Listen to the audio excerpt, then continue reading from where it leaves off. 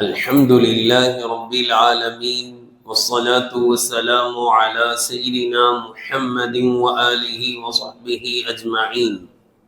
أما بعد فقد قال الله تبارك وتعالى في القرآن الكريم: ويوم يعض الظالم على يديه يقول يا ليتني اتخذت مع الرسول سبيلا يا ويلتى ليتني لم أتخذ فلانا خليلا لقد أضلني عن الذكر بعد إذ جاءني وكان الشيطان للإنسان خذولا. صدق الله العلي العظيم. السلام عليكم ورحمة الله وبركاته. கண்ணியத்திற்குரிய கனவான்களே, பெரியோர்களே, அல்லாஹுவின் நல்லடியார்களே, அல்லாஹுவின் பேரருளால் நேற்று வரை 15ஆம் தராவீகை நிறைவு செய்து 18.75 ஜுஸுவை செவியேற்று நாம் அமர்ந்திருக்கின்றோம். நாம் பெற்ற இந்த ரமலானில் சரியாக முந்தைய பாதி நம்மை விட்டு கழிந்து சென்று விட்டது. இன்னும் 15 அல்லது 14 நாட்கள் மட்டுமே எஞ்சியிருக்கின்றன. நாம் பெற்ற இந்த ரமலானில் பாதியை நாம் கழித்து விட்டோம். எனவே எஞ்சியிருக்கின்ற மீதமுள்ள பாதியில் இன்ஷா அல்லாஹ் முந்தைய பாதியை விட நிறைவாக அமல் செய்ய வேண்டும் என்ற உறுதியை எடுக்க வேண்டும். இல்லைன்னா இது சாத்தியப்படாது.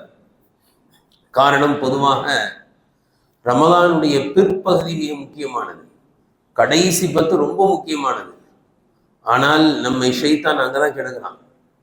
அப்படியே ஆரம்பத்துல இருக்க அந்த இது கொஞ்சம் கொஞ்சமா குறைஞ்சிக்கிட்டே போகுது. அதிலும் குறிப்பாக கடைசி 10னா அதுதான் துணி எடுக்கிறது, வெளி வேலைகள், அதெல்லாம் அந்த கடைசி 10ல தான் செய்யணும்னு நினைச்சுக்கிட்டு இருக்கோம். அதனால் என்ன ஆகுது அப்படின்னு சொன்னா, நோன்பில் பாதிப்பு, இரவு வணக்கங்களில் பாதிப்பு, போய் சுத்தி துணி எடுத்துட்டு வந்தா திராவி எங்க தொழுவது. இப்படி இந்த கடைசி 10ல் ஷைத்தான் நம்மை மிகவும் ஏமாற்றி விடுகிறார். பல ரமலான் நம்மை ஏமாற்றி விட்டான். ஆனால் இன்ஷா அல்லாஹ் இந்த ரமலானில் உறுதி எடுக்க வேண்டும். நான் முந்திய 15ஐ விட பிந்திய 15ல் அதிகமாக அமல் செய்வேன் இன்ஷா அல்லாஹ். கண்ணியத்திற்குரியவர்களே, நேற்று ஓதப்பட்ட சூரத்துல் ஃபுர்கான் என்ற சூறாவில் 27ஆம் வசனத்திலிருந்து 28, 29 ஆகிய 3 வசனங்களில் அல்லாஹு தஆலா நாளை மறுமையில் கியாமத் நாளில் ஒரு தனக்குத்தானே அநியாயம் செய்து கொண்ட ஒரு மனிதன், அல்லாஹ் சொல்கிறான், அவன் கை சேதத்தால் தன்னுடைய கையை கடித்துக் கொள்வான்.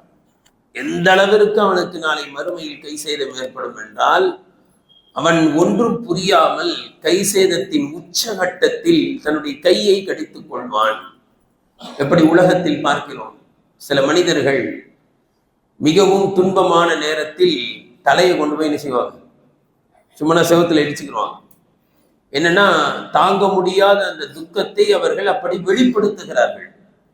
இதே போன்று மனிதன் நாளை மறுமையில் உண்மையிலேயே துன்பம் தாங்காமல் தன்னுடைய கையை கடித்துக் கொள்வான்.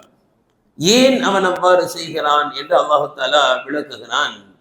அவன் சொல்வான், யா லைத்தனி இத்தகத்து மார் ரசூலி சபீலா, அந்தோ எனக்கு ஏற்பட்ட கை சேதமே, நான் இந்த இறை தூதரோடு சேர்ந்து நேர் வழியை நான் தேர்வு செய்திருக்க வேண்டுமே. யா வைலத்தா லைத்தனி, அந்தோ எனக்கு ஏற்பட்ட நாசமே, நான் இந்த மனிதனை என்னுடைய நண்பனாக ஆக்காமல் இருந்திருக்க வேண்டுமே. லகத் அதல்லனி அனி ذிக்ரி பஅத இத் ஜாஅனி, நேர் வழி எனக்கு கிடைத்த பிறகும் அந்த தீய நண்பன் என்னை வழித்தவர செய்து விட்டானே. வகான ஷைத்தானுல் இன்சானி ஹதூலா, ஷைத்தான் இப்படித்தான் கைவிட்டு நழுவி செல்லக்கூடியவனாக இருக்கின்றான் என்று அந்த மனிதன் கை சேதப்படுவான் என்று அல்லாஹு தாலா குறிப்பிடுகிறான். இது யாரை குறிக்கிறது? யார் தன்னுடைய நண்பனால் கெட்டு போனான், கை சேதம் அடைகிறான் என்பதை குறித்து எல்லா தப்சீர்களிலும் ஒரு நிகழ்ச்சியை எழுதுகிறார்கள். அல்லாஹ்வின் தூதர் ஸல்லல்லாஹு அலைஹி வஸல்லம் காலத்தில் உக்பத் இப்னு அபி முஈத் என்ற ஒரு மனிதர் இருந்தார். அவர் மக்காவினுடைய செல்வந்தர்களில் தலைவர்களில் ஒருவராக இருந்தார். அவரிடத்தில் ஒரு நல்ல பழக்கம் இருந்தது. அவர் மக்காவை விட்டு வெளியூர் பயணம் சென்றால், அது வியாபார நிமித்தமாகவோ அல்லது வேறு எந்த காரணத்தை கொண்டு வெளியூருக்கு வெளிநாடுகளுக்கு சென்று விட்டு மீண்டும் மக்காவிற்கு திரும்பி வந்தால் மக்காவில் இருக்கக்கூடிய நல்ல மக்களை அழைத்து ஒரு விருந்து உபசரிப்பு செய்வார். எப்படி இந்த காலத்தில் இருக்கின்றது அல்லவா? வெளிநாடுகளுக்கு சென்று 1 ஆண்டு 2 ஆண்டு வேலைக்கு போயிட்டு ரிட்டர்ன் வந்தாங்கன்னா என்ன செய்வாங்க? நெருங்கிய அண்ணன் தம்பி அக்கா தங்கச்சியில கூப்பிட்டு என்ன செய்ய, ஒரு விருந்து போடுவாங்க. ஏன்னா அறிமுகம், 2-3 வருஷம் ஆச்சு பார்த்து அப்படி. அது போன்று அவர் ஒரு விருந்து ஏற்பாடு செய்வார். அப்படி ஒரு நாள் வெளியூருக்கு சென்று விட்டு மக்காவுக்கு வந்த உக்பத் இப்னு அபி முஈத், அவர் மக்காவில் உள்ள நல்ல மனிதர்கள், தலைவர்கள், இவர்களை எல்லாம் விருந்துக்கு அழைக்கிறார். அப்படி அழைக்கும் பொழுது அல்லாஹ்வின் தூதர் ஸல்லல்லாஹு அலைஹி வஸல்லம் அவர்களையும் விருந்துக்கு அழைக்கிறார். நபி ஸல்லல்லாஹு அலைஹி வஸல்லம் அவர்கள் பொதுவாக சந்தர்ப்பங்களை பயன்படுத்துவார்கள். இஸ்லாத்தை பகிரங்கமாக எடுத்து சொல்லிக் கொண்டிருந்த ஆரம்ப காலம் அது. நபி ஸல்லல்லாஹு அலைஹி வஸல்லம் அவர்கள் விருந்துக்கு வரேன்னு சொல்லிட்டாங்க. நபி அவர்கள் நோக்கம் என்ன? இவர் வீட்டுக்கு விருந்துக்கு போய் என்ன செய்யணும்? இவரை அல்லாஹ்வின் பக்கம், இஸ்லாத்தின் பக்கம் அழைக்க வேண்டும். விருந்துக்கு போன ரசூலுல்லாஹி ஸல்லல்லாஹு அலைஹி வஸல்லம் விருந்து சாப்பிட பண்றாங்க. எல்லாரும் சாப்பிட்றாங்க, யார் சாப்பிடல? ரசூலுல்லாஹ் சாப்பிடாமலே இருக்காங்க. போய் சாப்பிடுவாங்கன்னு கூப்பிடுறாரு. அப்ப ரசூலுல்லாஹி ஸல்லல்லாஹு அலைஹி வஸல்லம் அவரை பார்த்து சொல்றாங்க, நீங்கள் அல்லாஹ்வை தவிர வேறு யாரையும் நான் வணங்க மாட்டேன் என்று சாட்சி கூறாத வரை, என்னை அல்லாஹ்வின் தூதராக தாங்கள் ஏற்றுக்கொள்ளாத வரை நான் உங்களுடைய விருந்து உணவை சாப்பிட மாட்டேன்றார். அப்ப அவர் சொல்றாரு, இருக்கட்டும் பரவாயில்ல, வந்துட்டீங்க சாப்பிட்டு போயிருங்க அப்படின்னு சமாளிக்கிறார். ரசூலுல்லாஹி ஸல்லல்லாஹு அலைஹி வஸல்லம் உறுதியா சொல்லிட்டாங்க, அல்லாஹ்வை தவிர வேறு யாரையும் நான் வணங்க மாட்டேன். அஷ்ஹது அல்லா இலாஹ இல்லல்லாஹ் வ அஷ்ஹது அன்னக ரசூலுல்லாஹ் என்பதை தாங்கள் மொழியாதவரை சாப்பிட மாட்டேன். இப்போ உக்பத் இப்னு அபி முஈத் பார்த்தாரு, வந்த எல்லாரும் சாப்பிட்டு போறாங்க. மக்காவில் ஒரு நல்ல மனிதர், உண்மையாளர், நம்பிக்கை கூறியவர் என்று பெயரை பெற்ற ஒரு மாமனிதர் என்னுடைய வீட்டுக்கு வந்துட்டு சாப்பிட போனா எப்படி இருக்கும்? நம்ம கல்யாணத்துக்கு வந்துட்டு யாராவது சாப்பிட போனா எப்படி இருக்கும்? இந்த கல்யாணமே ஒரு மாதிரி ஆயிடும். யாராவது சொந்தக்காரங்க வந்தாங்க, சில பேர் அப்படி இருப்பாங்க, கொஞ்சம் வருவாங்க சாப்பிடாம போவாங்க. இந்த மாதிரிலாம் இருந்தால் அந்த ஒரு விதமான சலசலப்பு ஏற்படும். அவர் என்ன பார்த்தாரு, இப்போ நான் சுல்லா சாப்பிடாம போயிட்டா என்ன ஆகிறது அப்படின்னு சொல்லி, சரி அஷ்ஹது அல்லா இலாஹ இல்லல்லாஹ் அஷ்ஹது அன்ன முஹம்மது ரசூலுல்லாஹ் உடனே ரசூலுல்லாஹி ஸல்லல்லாஹு அலைஹி வஸல்லம் சாப்பிட்டாங்க. இந்த செய்தி உக்பத் இப்னு அபி முஈத்தினுடைய ஒரு தீய நண்பன் உபய் இப்னு ஹலஃபுக்கு எத்திவிட்டது. அவன் கேள்விப்பட்டவனே உடனே வந்தான். உக்பத் இப்னு அபி முஈத் கிட்ட வந்து சொன்னான், நீ என்ன மரம் மாறிட்டியாமே அப்படின்னு ஒரு இலக்காரமா, ஒரு கேவலமா கேட்டான். இதை கேட்ட உடனே அவருக்கு தாங்க முடியாம, அதெல்லாம் இல்லை, நான் மதெல்லாம் மாறல. இல்லையே, நீ களிமா சொல்லிட்டேன்னு நான் கேள்விப்பட்டேன், எனக்கு நல்லா தெரியும் உறுதியா அப்படின்னு. அப்ப அவர் சொன்னாரு, அது முஹம்மது ஸல்லல்லாஹு அலைஹி வஸல்லம் வந்தாங்க, சாப்பிட மாட்டேன்னாங்க, அவங்களை எப்படியாவது சாப்பிட வைக்கிறதுக்கு நான் என்ன செஞ்சிட்டேன், சும்மா நான் களிமா சொல்லிட்டேன் அப்படின்னாரு. உபய் இப்னு ஹலஃப் சொன்னா, நீ இதெல்லாம் இப்படிலாம் சொல்லி சமாளிச்சா நான் நம்ப மாட்டேன். சும்மா நான் களிமா சொன்னேன் அப்படிலாம் சொல்லி சமாளிக்காத, நான் சொல்றதை நீ செஞ்சாதான் நான் நம்புவேன். நீ இஸ்லாத்தை ஏற்றுக்கொள்ளவில்லை என்பதை நான் சொல்றதை நீ செஞ்சாதான் நம்புவேன். என்ன செய்யணும் சொல்லு. இதான் நண்பனை கெடுக்கிறது. நீ போய் முஹம்மது ஸல்லல்லாஹு அலைஹி வஸல்லம் முகத்துல நவுது பில்லா துப்பிட்டு வரணும், அப்பதான் நம்புவேன் அப்பதான் நீ இஸ்லாத்துக்கு விரோதியாவே இருக்கிறன்றது எனக்கு உறுதியாகும் அப்படின்னு சொன்ன உடனே அவ்வளவுதான் நான் செஞ்சுட்டு வந்துடுறேன்னு போயிட்டாரு. அல்லாஹு அக்பர். கிளம்பி போன உக்பத் இப்னு அபீ முஈத் நபி ஸல்லல்லாஹு அலைஹி வஸல்லம் கிட்ட போய் துப்பும் பொழுது அல்லாஹ்வினுடைய வல்லமை, காற்று வேகமா இப்படி வீசுச்சு. அவர் துப்புனை வச்சு அவர் மூஞ்சிலே படுச்சு. எந்த அளவு இருக்கு என்று சொன்னால், அந்த பட்ட இடத்துல கருப்பா வடு விழுந்து விட்டது. அப்ப கூட புத்தி வரல. கணியத்திற்குரியவர்களே, அப்பொழுது அல்லாஹ்வின் தூதர் ஸல்லல்லாஹு அலைஹி வஸல்லம் அவனை பார்த்து சொன்னாங்க, உக்பத் இப்னு அபீ முஈத்தை பார்த்து, அப்ப மக்கா ஆரம்ப காலம், எதிர்த்து சண்டையிட முடியாத காலம். அப்ப சொன்னாங்க, ஒரு நாள் வரும், உன்னை நான் மக்காவுக்கு வெளியில் சந்திப்பேன். மக்காவை விட்டு வெளியில் சந்தித்தால் உன்னை தலையை எடுக்காமல் விட மாட்டேன்ட்டாங்கன்னு சொன்னாங்க. இவருக்கு ஒரே பயம். அண்டையில இருந்து காலங்கள் உருண்டோடியது. ரசூலுல்லாஹி ஸல்லல்லாஹு அலைஹி வஸல்லம் மக்காவை விட்டே மதீனாவிற்கு செல்ல வேண்டிய சூழ்நிலை. சென்று 2 ஆண்டுகளில் பத்ர் யுத்தம் நடைபெற்றது. அதுதான் நாளைக்கு 17. அந்த பத்ர் யுத்தத்தில் எல்லோரும் கிளம்பி செல்கிறார்கள். 1000 நபர்கள் கிளம்பி செல்கிறார்கள். அதுல உக்பத் இப்னு அபீ முஈத்துடைய ஃப்ரெண்ட்ஸ் எல்லாம் போறாங்க. ஆனா உக்பத் இப்னு அபீ முஈத் கிளம்புற மாதிரி தெரியல. அவரு அப்படியே கல்லு மாதிரி உட்கார்ந்துருக்கிறாரு. ஃப்ரெண்ட்ஸ் விட்டாங்களான்னா விடல. என்ன நீ மட்டும் வராம இருக்க, கிளம்புனா அவர் சொல்றாரு, முஹம்மது ஸல்லல்லாஹு அலைஹி வஸல்லம் என்ன சொல்லியிருக்காங்க தெரியுமா, என்ன பார்த்து, மக்காவுக்கு வெளியில சந்திச்சா தலையை எடுத்து விடுன்னு சொல்லிட்டாங்க. அது கண்டிப்பா நடக்கும். பத்ர் மக்காவுக்கு வெளியில இருக்கு, நான் வரமாட்டேன். ஆனா விதி வந்துச்சுன்னா எல்லாரும் மீறிடும். ஃப்ரெண்ட்ஸ் எல்லாம் சொன்னாங்க, அட இதுக்கு போய் பயப்படுற, நாம தான் ஜெயிக்க போறோம். அதனால நீ பயப்படாத, உனக்கு ஒன்றும் ஆகாதுவா. ஒரு கால் அப்படியே தோத்தாலும் உன்கிட்ட என்ன மாதிரி குதிரை வச்சிருக்க, வேகமா பறக்குதுப்பா உன் குதிரை, அதுல ஏறி என்ன செஞ்சிடலாம், பறந்து மக்காவுக்கு வந்துடலாம், நீ பயப்படாம வான்னு சொல்லி கூட்டு போயிட்டாங்க. கூட்டு போனா யுத்தம் நடைபெற்றது. அல்லாஹ் தஆலா இஸ்லாமியர்களுக்கு வெற்றியை கொடுத்தான். மிகப்பெரிய வெற்றி. 70 மிகப்பெரிய தலைவர்கள் கொல்லப்பட்டார்கள். 70 நபர்கள் சிறைபிடிக்கப்பட்டார்கள். அதில் ஒருவன் தான் உக்பத் இப்னு அபீ முஈத். அல்லாஹ்வின் தூதர் ஸல்லல்லாஹு அலைஹி வஸல்லம் அவர்கள் பல நபர்களை மன்னித்ததும் உண்டு. பல நபர்களிடத்தில் ஈட்டுத் தொகையை வாங்கி கொண்டு விட்டதும் உண்டு. பல நபர்களிடத்தில் என்னுடைய மதீனத்து குழந்தைகளுக்கு நீ கற்றுக் கொடுத்தால் போதும், உன்னை சும்மா விட்டதை என்று விட்டதும் உண்டு. ஆனால் உக்பத் இப்னு அபீ முஈத்தை விடல. அலி ரலியல்லாஹு ஒப்படைச்சிட்டாங்க, இவர் கதையை முடிச்சிருங்க அப்படின்னு. அலி ரலியல்லாஹு பிடிச்சி இழுத்துட்டு போனா அவர் கேட்கிறாரு, என்ன எங்க கொண்டு போறீங்க, உங்களை என்ன செய்ய போறோம், ரசூலுல்லாஹி ஸல்லல்லாஹு அலைஹி வஸல்லம் சொன்ன மாதிரி என்ன செய்ய போறோம், இத்தனை நபர்களுக்கு மத்தியில் வைத்து என்னை நீங்கள் கொல்ல போகிறீர்களா, அவர் பெரிய தலைவர் இல்லை அப்படின்னு. ஆமா, எல்லாரும் முன்னாடிதான் கொல்ல போறோம் சொல்லி இழுத்து கொண்டு போனார்கள் என்பது வரலாறு. கண்ணியத்துக்குரியவர்களே, இந்த மனிதன் தான் நாளை மறுமையிலே கை செய்தப்படுவான். நேர்வழி கிடைச்சது. நான் கலிமா கூட சொல்லிட்டேன், ஆனா என்னுடைய நண்பன் உபை இப்னு கலஃப் என்னை கெடுத்து விட்டான். லகத் அலல்லனி அனி ذிக்ரி பஅத இத் ஜாஅனி. உணர்வு எனக்கு வந்து விட்ட பிறகு, நேர்வழி எனக்கு கிடைத்து விட்ட பிறகு என்னை வழிகெடுத்து விட்டானே. நான் ரசூலுல்லாஹி ஸல்லல்லாஹு அலைஹி வஸல்லம்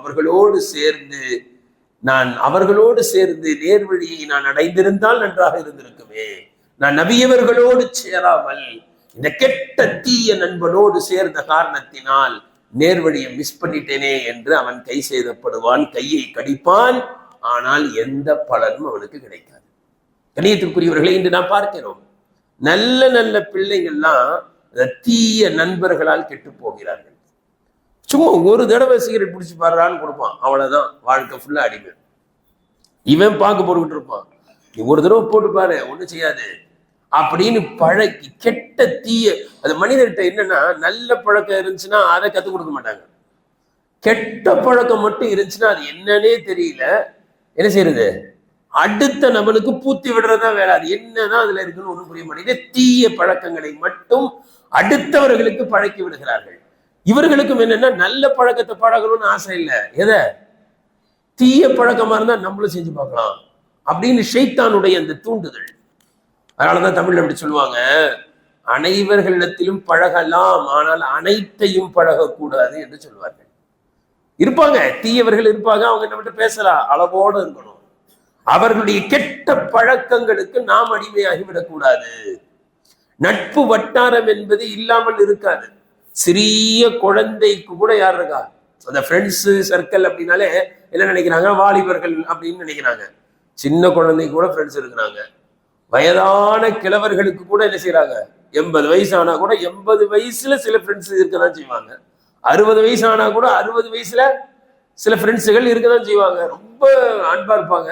ஒன்னா படிச்சவங்க கூட அவ்வளவு அழகா பேசிக்கிட்டு இருப்பாங்க.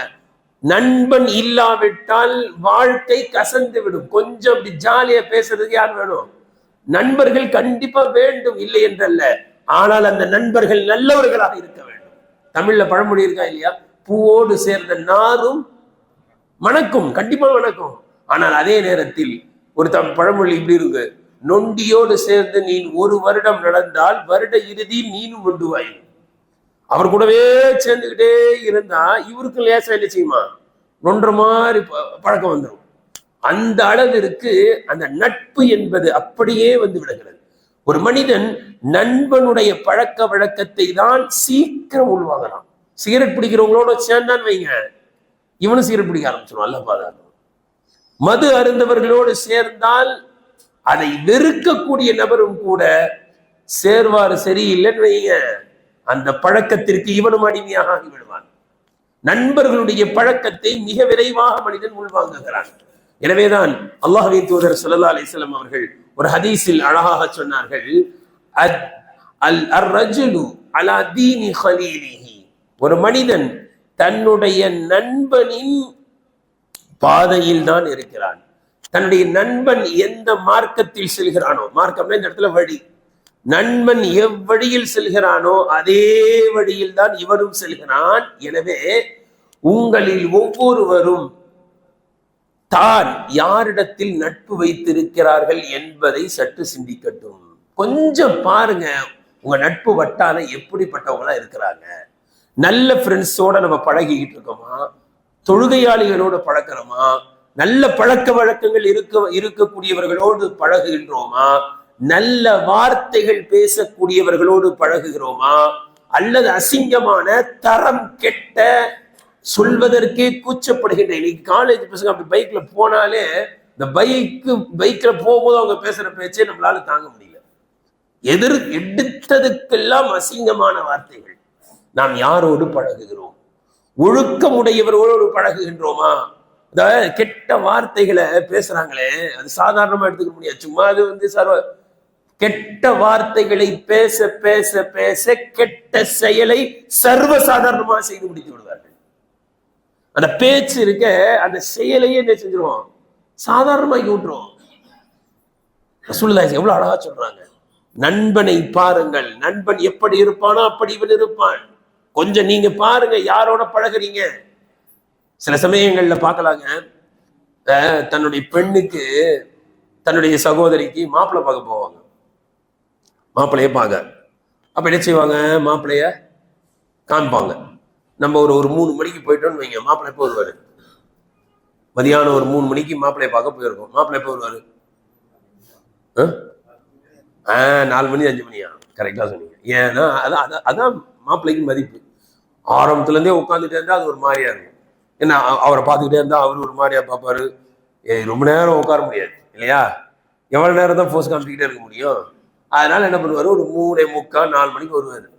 வந்து தொப்பிலாம் போட்டுக்கிட்டு சீரிய மாதிரி உட்காந்துருக்காங்க. பக்கத்துல பள்ளிவாசல இருந்து பாக சத்தம் கிடைச்சுன்னு வைங்க, உடனே எழுந்து போயிடுவாங்க. என்னமோ தொழுகையாளி மாதிரி சொன்னோடனே அப்படியே வந்தவங்கலாம் பார்ப்பாங்க, ஆஹா மாப்பிள்ள தொழிலாளி மட்டும் பாங்க சத்தம் கேட்டவொடனே எழுந்து போயிட்டாரு அப்படிலாம் நினைப்பாங்க. கல்யாணம் பண்ணி முடிச்சா மாப்பிள்ளை நைட்டு 12 மணிக்கு வீட்டுக்கு வரேன். என்னன்னு கேட்டா ஃப்ரெண்ட்ஸ் சர்க்கிள் அப்படி. பொண்ணு அழுகுது, மாப்பிள்ளை என்ன செய்யறாரு, 12 மணிக்கு வராரு, 1 மணிக்கு வராரு. என்னன்னு பார்த்தா ஃப்ரெண்ட்ஸோட அரட்டை. கண்ணியத்திற்குரியவர்களே, ஃப்ரெண்ட்ஸ் எப்படி இருக்காங்கன்றதையும் பார்க்கணும், விசாரிக்கணும். அல்லாஹ்வின் தூதர் ஸல்லல்லாஹு அலைஹி வஸல்லம் சொன்னாங்க, லா துஸாஹிப் இல்லா முஃமினன், நீங்கள் முஃமின்களிடத்தில் தவிர உங்களுடைய உற்ற நட்பை யாரிடத்தில் வைக்காதீர்கள். அடுத்து ரொம்ப முக்கியமான வார்த்தை சொன்னாங்க, வலா யஅகுலு தஆமக இல்லா தகிய்யும், இரையச்சம் உடையவர்கள், தகிய்யுன்னா தக்வா, தக்வா உடையவர்களே தவிர உங்களுடைய உணவை உண்ண வேண்டாம். இந்த ஃப்ரெண்ட்ஸ்னாலே என்ன தெரியுங்களா, கொஞ்சம் செலவு பண்ணுவாரு. ஒரு நாள் இவர் செலவு பண்ணுவார், ஒரு நாள் அவர் செலவு பண்ணுவார். ரசூலுல்லாஹ் சொல்றாங்க, நீங்க செலவு யாருக்கு பண்ணணும்னா இரையச்சம் உடையவர்கள், அல்லாஹ்வுக்கு அஞ்சக்கூடியவர்களுக்குத்தான் நீங்கள் செலவு பண்ணணும். ஆனா இன்னைக்கு எப்படி இருக்கு, ஃப்ரெண்ட்ஸுங்க அப்படின்னா சிகரெட் பிடிக்கிறதுக்கு இவன்ட்ட காசு கேட்பான். டேய் 10 ரூபா கொடுறா, 20 ரூபா கொடுறா. இவருக்கு இவர் என்ன செய்வாரு, காசு கொடுப்பாரு. ரசூலுல்லாஹி ஸல்லல்லாஹு அலைஹி வஸல்லம் சொல்றாங்க, இரையச்சம் உடையவர்களே தவிர உங்களுடைய உணவை உண்ண வேண்டாம். கரியத்திற்குரியவர்கள் நமக்கெல்லாம் தெரியும். அல்லாஹ்வின் தூதர் ஸல்லல்லாஹு அலைஹி வஸல்லம் ஒரு நாள் ஒரு மதியான பயங்கரமான வெயில் காலத்துல வீட்டை விட்டு வெளியில வராங்க. அதே நேரத்துல யாரும் வரா, அபூபக்கர் சித்திக் வராங்க. கொஞ்ச நேரத்துல யார் வரா, உமர் ரலியல்லாஹு வராங்க. அரபு நாட்டு வெயில் எப்படி இருக்கும்னா, அல்லாஹ் அக்பர். இப்பெல்லாம் அரபு நாட்டுக்கு போனா வெயில் இருக்கு, ஆனா எல்லா இடமும் ஏசியும் இருக்கு. அதனால நமக்குலாம் அந்த வெயிலுடைய தாக்கம் நமக்கு தெரியறது இல்லை. அந்த காலத்துல ஏசி இல்லாத காலத்துல லுகருடைய தொழுகை இருக்கு இல்லையா, அந்த உச்சகட்டமான வெயில் லூன்னு சொல்லுவாங்கல்ல, அனல் காத்து அப்படியே வீசும். அந்த நேரத்தில் லுகர் தொழுகையை பிற்படுத்துவாங்க. லுகர் தொழுகையை 1 மணிக்கு தொழுவாங்க, 1 மணிக்கு தொழ மாட்டாங்க. எத்தனை மணிக்கு தொழுவாங்க, ஒரு 3:30 மணிக்கு தொழுவாங்க. கடைசி நேரத்துலதான் தொழுவாங்க லோகர் தொழுதுட்டு கொஞ்ச நேரத்துல அசர தொழுதுருவாங்க.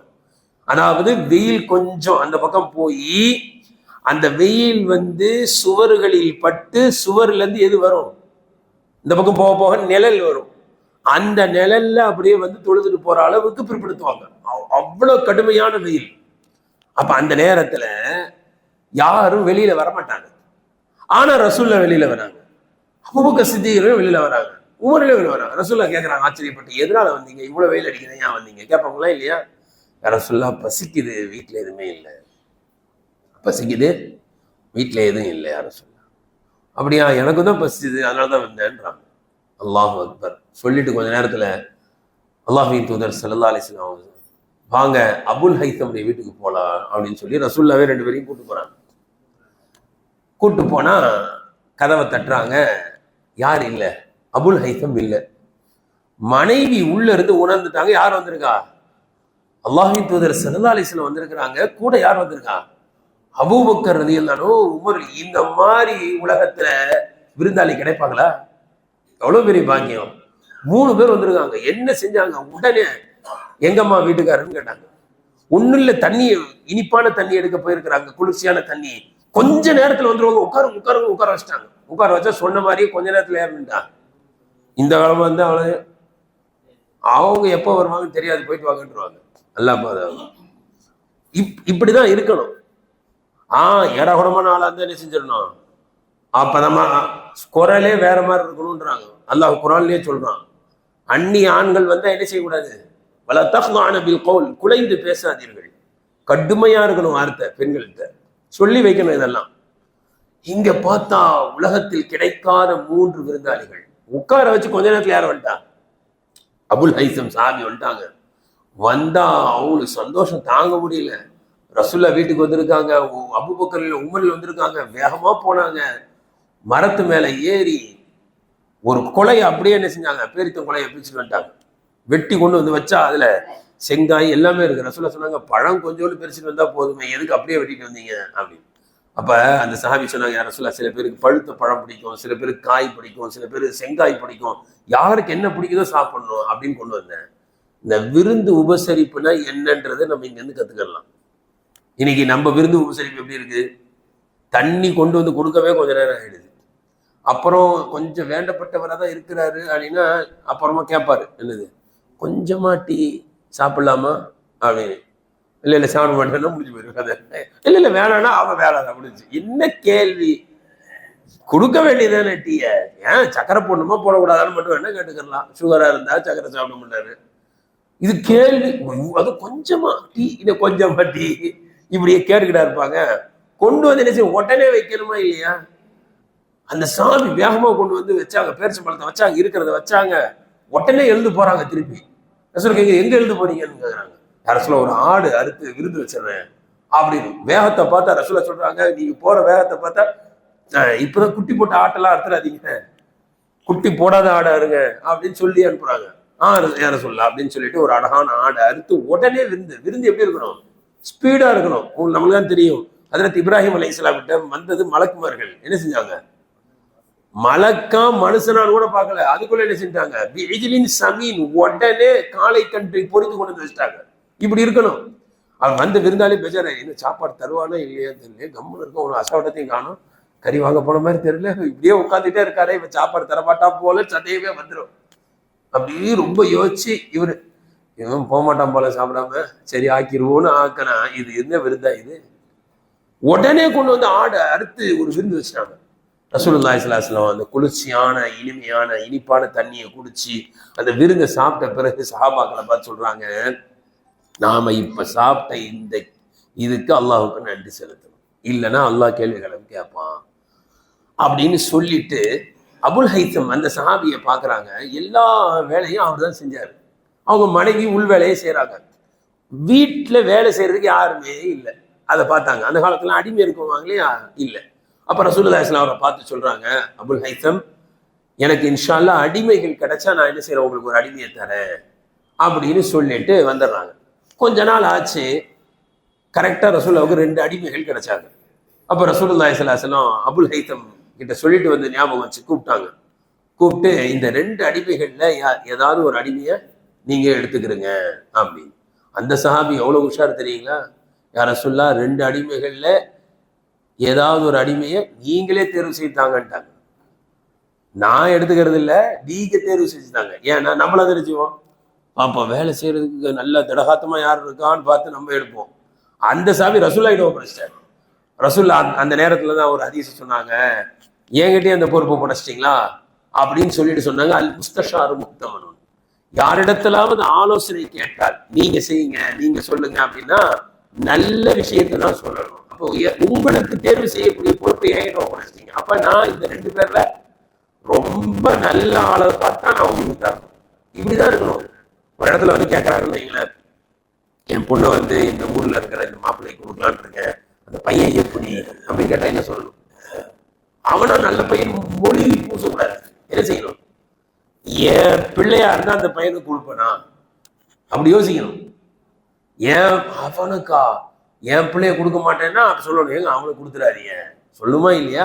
இதான நம்பிக்கை. நம்பிக்கை வச்சுதான் உங்ககிட்ட கேட்டாரு, இல்ல வேற யார்ட்ட போய் கேட்டிருப்பார்ல. அப்ப நம்பிக்கை வைக்கப்பட்டவர் நம்பிக்கை துரோகம் செய்யக்கூடாது.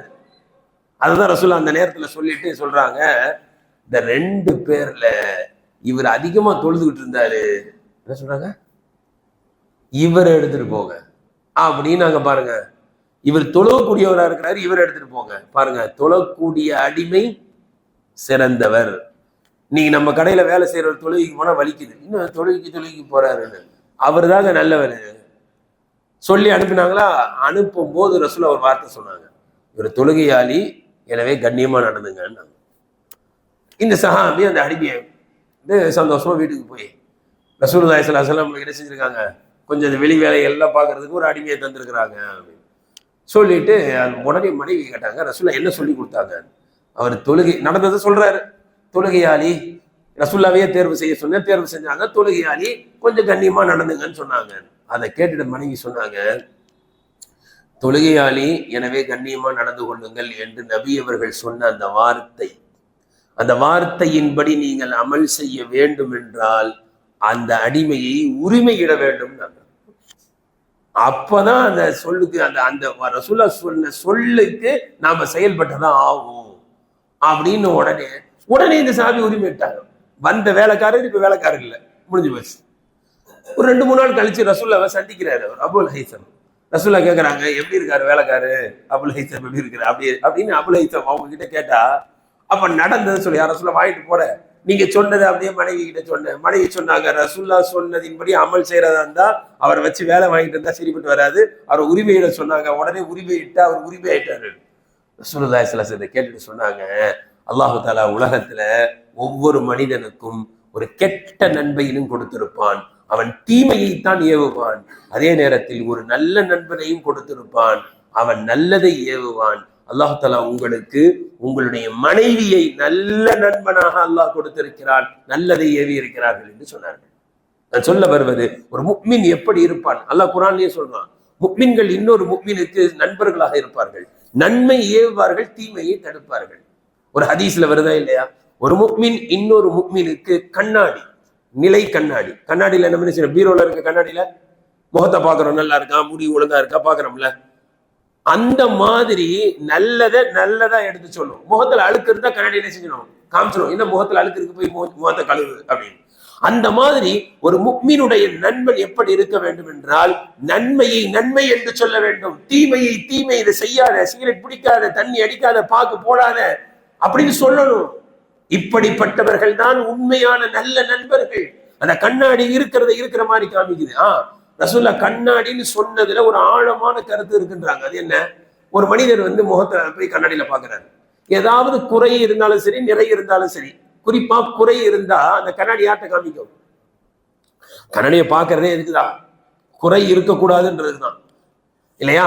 முடி அப்படி இப்படி இருக்கான்னு பாக்குறதுதான். அந்த குறையை கண்ணாடி என்ன செய்யும்? இருக்கிறத இருக்கிற மாதிரி அவர்கிட்ட தான் காட்டும்.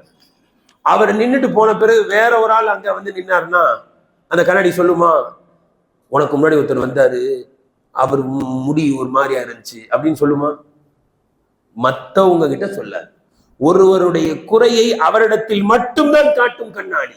இதே போன்று தான் ஒரு முக்மின் தன்னுடைய நண்பனிடத்தில் ஏதேனும் தவறு இருந்தால், ஏதேனும் குறை இருந்தால் அவரிடத்தில் மட்டும் சொல்லி அதை சீர்திருத்துவாரே தவிர அவரை பற்றி மற்றவர்களிடத்தில் சொல்ல மாட்டாங்க. ஆனா இன்னைக்கு என்ன தெரியுங்களா, அவங்கிட்ட சொல்ல மாட்டான், ஆனா அவனை பத்தி ரசூலுல்லாஹி ஸல்லல்லாஹு அலைஹி வஸல்லம் சொன்னாங்க, அஹ்பிப் ஹபீபக ஹுனம்மா அஸா அய்யகுன பகீலக யௌமம்மா. நீ யாரிடத்திலாவது நட்பு வைத்தால் அந்த நட்பை அளவாக வையினாங்க. ஏன் தெரியுங்களா? ரொம்ப ஒராசினா எல்லாத்தையும் கொட்டிடுவான், இந்த வாய் இருக்க சும்மா கிடக்காது. திடீர்னு அவன் விரோதி ஆனான்னு வைங்க, என்ன நடக்கும்? எல்லாத்தையும் போய் வெளியில சொல்லிடுவான். அடுத்து சொன்னாங்க,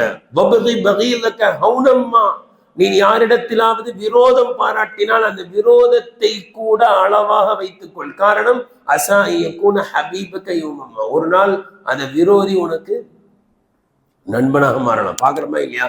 அரசியல்ல நல்லா பார்க்கலாம். வாய்க்கு வந்த மாதிரிலாம் திட்டினவன் திடீர்னு அங்க போய் யாரை திட்டினானோ அவன் கட்சியில போய் சேர்ந்துட்டான்.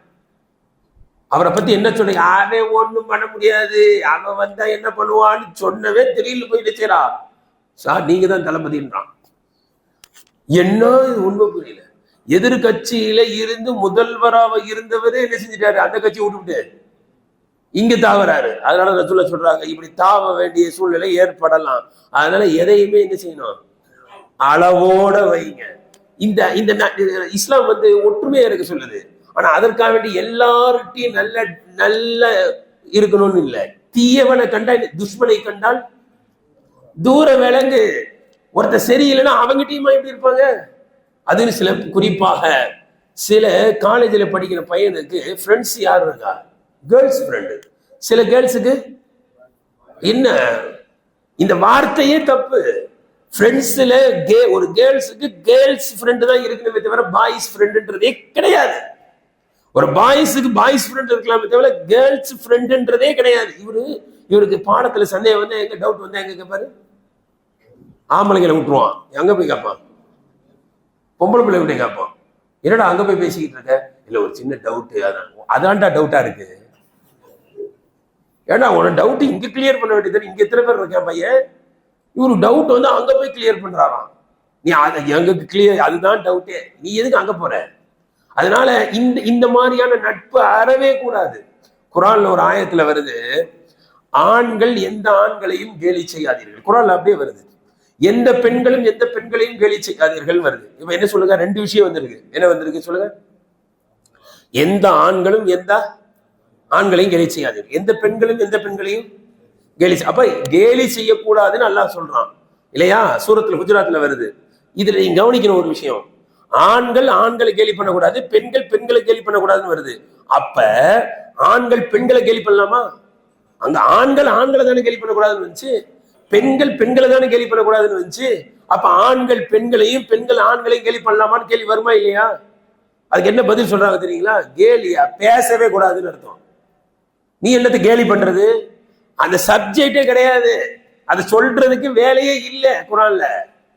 பேசவே கூடாது. நீ என்னத்தை பத்தி கேலி பண்றது? இன்னைக்கு எல்லாம் நடக்குது. என்னோட ஃப்ரெண்ட்ஸ் தான் கணியத்துக்குரிய பச்சை பொய். எனவே இந்த மாதிரியான நட்பு அறவே தவிர்க்க வேண்டும். சில பேர் இருப்பாங்க, லைட்டா வச்சுக்கிறணும், ரொம்பலாம் வச்சுக்க கூடாது. கணியத்திற்கும் இவர்களே ஒரு 5 நபர்களை சொல்றாங்க, அதை மட்டும் சொல்லி முடிக்கிறேன். அபு ஜாஃபர் முஹம்மது இப்னு அலி இப்னு பாக்கீர் அப்படின்னு ஒரு பெரிய இமாம். அவங்க சொல்றாங்க, என்னுடைய தந்தை எனக்கு ஒரு அழகான உபதேசம் செஞ்சாங்க. அந்த உபதேசத்துல சொன்னாங்க, 5 நபர்களோட நீ பழகாத, பேசாத, பயணிக்காத, அவங்களோட பயணிக்காத, எங்கேயும் அவனை நம்பி எங்கேயும் அவனோட போவாத. இன்னைக்கு ஃப்ரெண்ட்ஸ்னாலே சுத்துறது தானே வேலை. இந்த 5 பேரை நம்பி என்ன செஞ்சிடாத, அவங்க கிட்ட பழகாத, பேசாத, பயணமும் செய்யாத. அந்த 5 பேர் யாரு? பாவி, பாவம் செய்யக்கூடியவன். சொல்லிட்டு சொன்னாங்க, அந்த பாவி எப்படிப்பட்டவனா இருப்பானா உனக்கு தெரியாது. அற்ப காசுக்கு உன்னை வித்துருவான், உனக்கே தெரியாது. உன்னை மாட்டி விட்டு போயிட்டே இருப்பான், பாவி அவன். 2வது சொன்னாங்க, கஞ்சனோட சேரவே சேராத. காரணம், உனக்கு ரொம்ப இக்கட்டான தேவை ஏற்படும் போது கூட அவன் உன்னை கை விட்டுட்டு போயிடுவான், உனக்கு உதவி செய்ய மாட்டான். ஏன்? அவன் மகா கஞ்சன். கஞ்சன் என்ன தெரியுங்களா அர்த்தம்? சுயநலம் உள்ளவன் அர்த்தம். அவனை மட்டும்தான் பார்ப்பான். உனக்கு ரொம்ப தேவை ஏற்படும் போது என்ன செய்ய மாட்டான், அவன் உனக்கு உதவி செய்ய மாட்டான். அவனை போய் ஃப்ரெண்டா வச்சு நம்பிக்கிட்டு இருக்காதன்னாங்க. 3வது சொன்னாங்க, மடையனோடையும் என்ன செய்யாத, ஃப்ரெண்ட்ஷிப் வைக்காத. காரணம், உனக்கு நல்லது செய்யறேன்னு என்ன செஞ்சிருவான், அவன் தீமை செஞ்சிருவான். ஒருத்தர் ஃப்ரெண்டு கிட்ட சொன்னானா, பஸ் ஸ்டாண்டுக்கு பக்கத்துல வீடு, ஒரு நல்ல சீட்டா போட்டு வை, கோயம்பேட்டு பக்கத்துல நீங்க இருக்கிறீங்கல்ல, ஒரு நல்ல சீட்டு போட்டு வைன்னு சொன்னா என்ன செய்வீங்க? ஃப்ரெண்டுக்கு அப்படி என்ன செஞ்சிருக்கான் சொல்றது, நல்ல சீட்டா போட்டு வைடா, ஜன்னல் ஓரமா போடு, காத்தெல்லாம் வர மாதிரி, யாரும் டிஸ்டர்ப் இல்லாத மாதிரி நல்ல சீட் போடுறோம், யாரும் டிஸ்டர்ப் பண்ண போய் போட்டுருக்கான். போட்டுட்டு நண்பன் வந்தோடனே போனான். கூட்டு போய் பஸ்ஸுக்குள்ள போய் போய் போய் போய் போய் கடைசியா ஒரு சீட்டை காமிக்கிறான். அழகான சீட்டுங்க, நல்ல சீட்டு, ஜன்னலுக்கு பக்கத்துல யாரும் டிஸ்டர்ப் பண்ணாத மாதிரி ஒரு தனி சீட்டை காமிக்கிறான். டிரைவர் சீட்டை காமிச்சானா. இது பாருங்க, நல்லது பண்ற மாதிரி என்ன செஞ்சுட்டான், ஒண்ணுத்துக்கும் உதவாது. இதுதான் முட்டாள். நல்லதை செய்யறேன்னு என்ன செஞ்சிருவான், இடையூறு செஞ்சிருவான். அடுத்து சொன்னாங்க, அதே போல பொய்யனோட சேராத, பொய்யனோட சேராத. அவங்க விளக்குறாங்க எப்படின்னா, பொய்ய கூட நீ சேர்ந்தன்னு வையே, அவன் கிட்ட இருக்கிறத தூரம் மாதிரி காட்டுவான், தூரம் இருக்கிறத கிட்ட மாதிரி காட்டுவான். அதாவது நீ ஏமாந்துடுவேன். அவன் சொல்றத நம்பி அவன் வாயை திறந்தாலே பொய், அவன் கூட நீ சேர்ந்துக்கிட்டு இருந்தா ஒரே பொய். இப்படி இன்னைக்கு நண்பர்கள் சர்க்கிளை நீங்க பாத்தீங்கன்னா இதுல ஏதாவது ஒண்ணு இருப்பான். அவன் வாயை திறந்தாலே போய் அவன் கூட சேராத அப்படின்னாங்க. அடுத்து சொன்னாங்க, சொந்த பந்தத்தை முறித்து வாழ்பவனோட சேராத. அவனே முறித்து வாழ்றான், நீ என்னத்தை போய் ஓட்டுற? சொந்த பந்தத்தை முறித்து வாழ்வனை அல்லாஹ் சபிக்கிறான், அவனோட நீ ஃப்ரெண்ட்ஷிப் வச்சுக்காத என்று சொன்னார்கள். எனவே கண்ணியத்துக்குரியவர்களே, இன்னொரு ஹதீஸ் மட்டும் நான் சொல்லி முடிக்கிறேன். ரசூலுல்லாஹ் சொன்னாங்க, உங்களுடைய ஃப்ரெண்ட் எப்படி இருக்கணும்னா, அவரை நீங்க பார்த்தாலே அல்லாஹ்வுடைய ஞாபகம் வரணும். அவர்கிட்ட நீங்க பேசினீங்கன்னா மார்க்க ஞானம் அதிகரிக்கணும். நல்ல விஷயம் ஒரே போட்டு குழப்புற மாதிரி இருக்கக்கூடாது. நல்ல விஷயங்களை பேசி நமக்கு நல்லது சொல்லித்தர மாதிரி உள்ள ஆளா இருக்கணும். அவருடைய செயல்பாடை பார்த்தா மறுபடியும் சிந்தனை வரணும். இப்படிப்பட்டவர்களோட மட்டும்தான் சேரணும். இல்லைன்னு சொன்னா மற்றவர்களோட சேர்ந்தா நம்ம என்ன செய்ய முடியாது, இருக்க முடியாது. அல்லாஹ் சொல்றான், யா அய்யுஹல்லதீன ஆமனு தக்குல்லாஹ் வ கூனு மஅஸ்-ஸாதிகீன். அல்லாஹ்வை அஞ்சுங்கள், உண்மையாளர்களோடு சேர்ந்திருங்கள். உண்மையாளர்களோடு சேர்ந்தாதான் அல்லாஹ் அஞ்ச முடியும். கண்ணியத்துக்குரிய அல்லாஹ் தஆலா நம்முடைய நண்பர்களை நல்ல நண்பர்களாக அல்லாஹ் நமக்கு ஆக்குவானாக. நமக்கு நம்முடைய நண்பர்களை நல்லவர்களாக ஆக்குவானாக. குறிப்பாக நம்முடைய பெண் பிள்ளைகள், நிறைய இடத்துல ஆண் பிள்ளைகளை கவனிப்பாங்க, யாரோட சேர்றான் யாரோட போறான். ஆனா யாரை கவனிக்காம விட்டுருவாங்க, பொம்பளை பிள்ளையை கவனிக்கிறதே இல்லை. அது என்னமோ நல்ல பிள்ளையா தான் இருக்கும், அது யார்கிட்ட பேசுது, எப்படி போகுது வருது, யாருக்கு மெசேஜ் ரொம்ப முக்கியமா கவனிக்கணும். பொம்பளை பிள்ளையா இருந்தா ரொம்ப பெரிய நல்ல எண்ணம், என் பிள்ளைய பத்தி நான் எதுவும் வாயக்கிறோம், யாங்களும் அப்படி வளர்க்கல, என்னத்த அப்படி வளர்க்கல, வெளியில வந்து பார்த்தாதானே தெரியும். அதனால பெண் பிள்ளைகளும் சரி, நம்முடைய ஆண் பிள்ளைகளும் சரி, யாரோட பழகுறாங்க, கிரவுண்டுக்கு போய் விளையாட போனா கூட கிரவுண்டுக்கு போய் பார்க்கணுங்க. இதெல்லாம் நம்ம கடமை. யாரோட விளையாடிக்கிட்டு இருக்கான், யாரோட பேசிக்கிட்டு இருக்கான் என்பதை கண்காணிக்கணும். அல்லாஹு தஆலா நம்முடைய பிள்ளைகளுக்கு நல்ல நண்பர்களை அல்லாஹ் தருவானாக, தீய நண்பர்களை விட்டு அல்லாஹு தஆலா பாதுகாப்பானாக. வாஹிரு தஅவானா அல்ஹம்துலில்லாஹி ரப்பில் ஆலமீன். சுப்ஹானல்லாஹி வ பிஹம்திஹி சுப்ஹானக்கல்லாஹும்ம வ பிஹம்திக அஷ்ஹது அல்லா இலாஹா இல்லா அன்த நஸ்தக்ஃபிருக வ நத்தூபு இலைக். சுப்ஹான ரப்பிக ரப்பில் இஸ்ஸத்தி அம்மா யசிஃபூன் வ ஸலாமுன் அலல் முர்ஸலீன் வல்ஹம்துலில்லாஹி ரப்பில் ஆலமீன். ஸல்லல்லாஹு அலா முஹம்மத் ஸல்லல்லாஹு அலைஹி வஸல்லம். ஸல்லல்லாஹு அலா முஹம்மத் ஸல்லல்லாஹு அலைஹி வஸல்லம். ஸல்லல்லாஹு அலைஹி